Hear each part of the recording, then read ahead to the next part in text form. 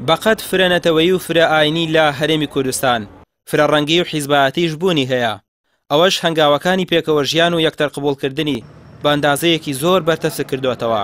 بە بڕوای مامۆستایەکی ئاینی دەبێت دەسەڵاتدارانی سەرەوە زیاتر لێبوردەییان هەبێت بەرامبەر ئەوانی تر و ئەگەر پەیڕەوی بەرنامەی ئیسلامیش بکرێت ئەوە هیچ کاتێک ناکۆکی دووبەرەکی دروست نابێت. لێبوردەیی لە سەرەوە دەست پێکات، ئەوەی کە لە سەرەوەیە، ئەوەی کە حیزبی گەورەیە، ئەوەی کە زۆرینەی وڵاتە ئەبێ ئەوە لێبوردەی هەبێ بەرامبەر خەڵکانێکی تر. بەڵام ئەمڕۆ بەعەکسەوەی بەداخەوە کە ئەوانەی کە دەسەڵاتدارن ئەمڕۆ لێبوردەییان زۆر کەمە، بۆیە وڵات گەشتوتە شێوازێک کە زۆر جار باوک بەرامبەر کوڕەکەی لێبوردە نیە، مێرد بەرامبەر خێزانەکەی لێبوردە نیە. کۆمەلگا بەم شێوە ئاهلی مزگەوت بەرامبەرێک لێبوردەنین.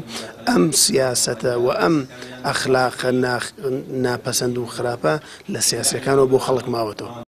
ڕۆژی حەڤەی تشرینی یەکەم وەکو ڕۆژی جیهانی لێبوردەیی دیاری کراوە. ڕێکخراوێکی بواری ئاشتی کۆمەڵایەتیش لە سلێمانی بە هاوبەشی لەگەڵ کۆلێژی زانستە ئیسلامیەکانی سلێمانی دیدارێکی ساز کرد. ئامانجی دیدارەکە دەستنیشانکردنی هۆکارەکانی ناسەقامگیری سیاسی و کۆمەڵایەتی بوو. یعنی لە هەندێک حاڵەتە کە دووری لایەنەکان لە یەکتری و هێرشکردنە سەر یەکترین یان و دانوستانیان نەیەبێکەوە، ئەمە زەنگێکی مەترسیدارە کە ئەگەر بێت و درێژە بەمە بدرێت کۆمەلگا بەرەو هەڵدێرە چێ شەڕ و پێکدادانی ناوخۆیی دروست دەبێت، لەکترازانی کۆمەلگا دروست دەبێت. ئەمە بەڕاستی جێگەی مەترسیە. بە بڕوای بەشێک لە شارەزایانی بواری میدیا قوڵبوونەوەی کێشە سیاسی و کۆمەڵایەتیەکان بەهۆی ئاراستەکردنی میدیایە لە بەرژەوەندی سیاسیەکان کە هۆکار بووە بۆ گەورەکردنی کێشە و ناکۆکیەکان. ئەو فەوزا گەورەیە کە لە میدیا لە هەرێمی کوردستانە دروست بووە، فەوزای سیاسیمان هەیە، فەوزای ئابووریمان هەیە، فەوزای کۆمەڵایەتیمان هەیە. میدیا نەک خۆی فەوزایە، بەڵکو هۆکاری سەرەکیە بۆ دروستکردنی فەوزاکان. واتە گەر میدیا بیەوێت ئەتوانێت بەشێ لە قەیرانە سیاسی و ئابووری و کۆمەڵایەتیەکانیشمان کەم بکاتەوە.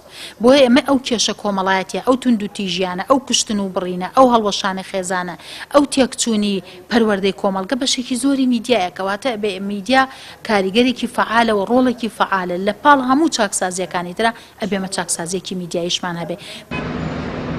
زۆرینەی ئەو کێشانەی بەسەر کووردا هاتوون هۆکارەکەی بۆ نەبوونی یەکڕێزی و ناتەبایی نێوخۆیی دەگەڕێتەوە. هەر ئەوەشە وای کردووە لەسەر ئاستی نێودەوڵەتیش کورد پێگە و قورسایی ئەو تۆی نەبێت.